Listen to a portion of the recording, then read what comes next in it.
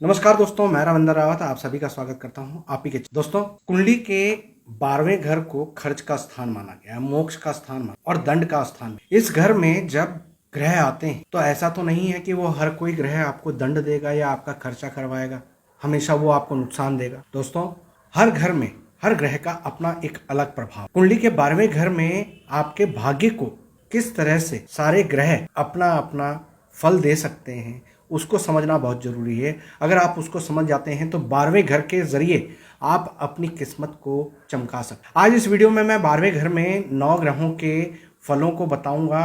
कौन सी चीज से, कौन सी कार्य से, कौन से आपके संबंध से आपका भाग्य जागेगा, वो मैं आपको यहाँ पर बताने जा रहा हूँ। लेकिन ये सारी चर्चा शुरू करूँ उससे पहले हमेशा की तरह आपसे निवेदन है, अगर आप चैनल पर नए हैं तो चैनल को सब्सक्राइब कर लें, बेल बटन को दबा दें और ऑल वाला ऑप्शन जरूर चुन लें ताकि हमारे द्वारा जो भी वीडियोस बनती हैं उसकी नोटिफिकेशन आपको टाइमली मिले। दोस्तों, 12वें घर में सूर्य को बात बात पर लड़ने वाला बताया। ऐसा साधु या ऐसा राजा बोला गया है जो अपना राजपाट त्याग कर साधु का रूप ले। लेकिन ये खराब हो तो आपके लिए बार बार विवादों में पड़ना या सूर्यास्त के बाद किसी भी तरह के विवाद में जाना, यहाँ तक कि खड़ा भी होना आपके लिए मुसीबत खड़ी कर। दोस्तों, 12वें घर में अगर सूर्य को खराब नहीं करना चाहते हैं आप, तो एक बात का जीवन में हमेशा ध्यान रखिएगा कि बहनोई, साला और चाचा, इन तीनों के साथ कभी किसी तरह की कोई व्यापारिक साझेदारी, पैसे का लेन देन,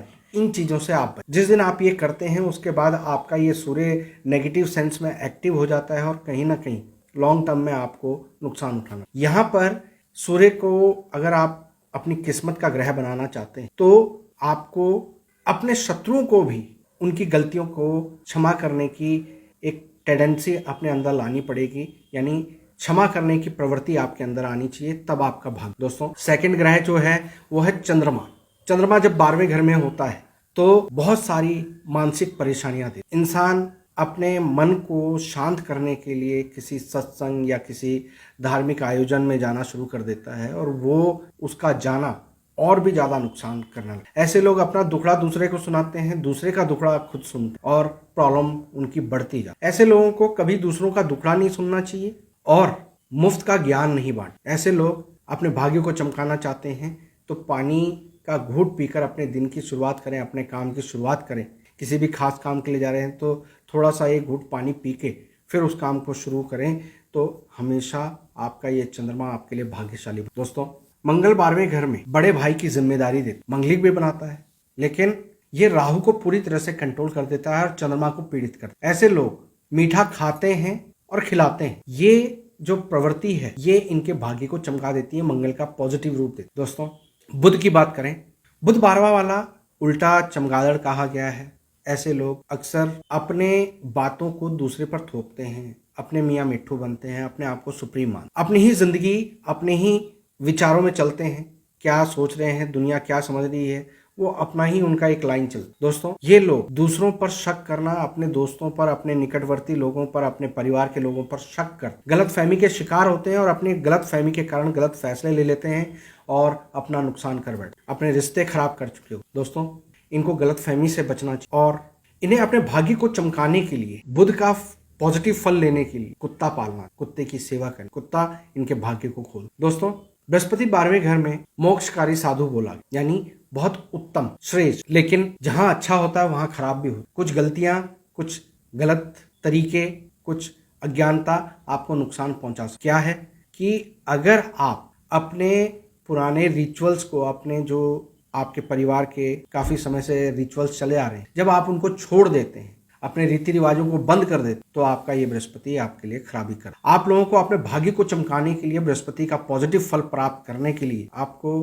पिता, ब्राह्मण, साधु और गुरुजनों की सेवा करनी चाहिए। जितना आप उनकी सेवा करोगे, उनका मान करोगे, उनका सम्मान करोगे, उतना ही आपका भाग्य होगा। दोस्तों, 12वें घर में शुक्र उच्च का माना, ऐसे इंसान को जो भी स्त्री मिलती है वो उसके लिए भाग्यशाली होती है, कामधेनु गाय की तरह। लेकिन अपना चरित्र खराब करके इंसान अपने इस शुक्र के उच्च प्रभावों को खराब करता है। स्त्रियों के साथ अपमानजनक व्यवहार करना, उनके लिए गलत सोच रखना, उनके साथ गलत व्यवहार करना और सेक्स के प्रति आतुर रहना, ये शुक्र 12 के लिए खराबी का कारण बने। ऐसे लोगों को अपने भाग्य को चमकाने के लिए शुक्र का पॉजिटिव फल प्राप्त करने के शादी या कभी भी आप एक लाल गाय का दान करें, बछड़े समेत दान करें, तो आपका केतु और आपका शुक्र दोनों ही पॉजिटिव होते हैं और आपको शुक्र के उच्च के फल प्राप्त। दोस्तों, शनि कुंडली के 12th हाउस, तो यहाँ पर पैसे की कमी नहीं है, पैसा आता है, लेकिन ऐसा इंसान खुद लापरवाह, पैसे को संभालना नहीं जानता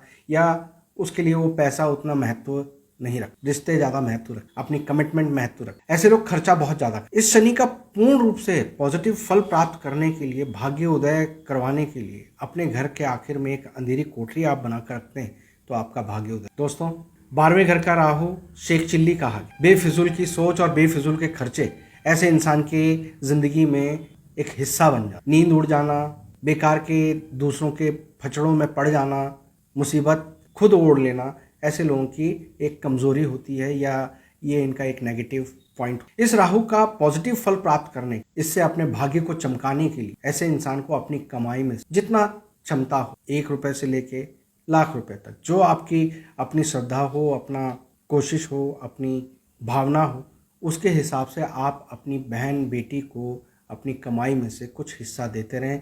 देखिए, दिन दुगनी रात चौगुनी आप तरक्की। दोस्तों, कुंडली के 12वें घर में केतु को मोक्षकारी कहा गया। ऐसा इंसान दिल से साफ होता है, जीवन में ऐशो आराम उसको आसानी से मिल जाते हैं, लेकिन फिर भी उसकी जो आंतरिक प्रवृत्ति होती है वो बहुत सादी, बहुत साफ सुथरी हो। लेकिन अगर ये मोक्ष की प्राप्ति या इस जीवन को यहीं पर, अपने पाप कर्मों को यहीं पर समाप्त करके और परमात्मा से लीन होना हो, तो इस केतु के जरिए आप अपनी जिंदगी में केतु के जरिए जो फायदा उठाना चाहते हैं, उसके लिए आपको हमेशा याद रखना चाहिए कि एक तो बड़े भाई, ताया या चाचा, इनके साथ कभी भी पैसों का लेन देन ना करें, किसी तरह का बिजनेस ना करें, और कुत्ते की सेवा करें, कुत्ता पालें, पुत्र संतान की देखभाल करें, छोटे बच्चों की देखभाल करें।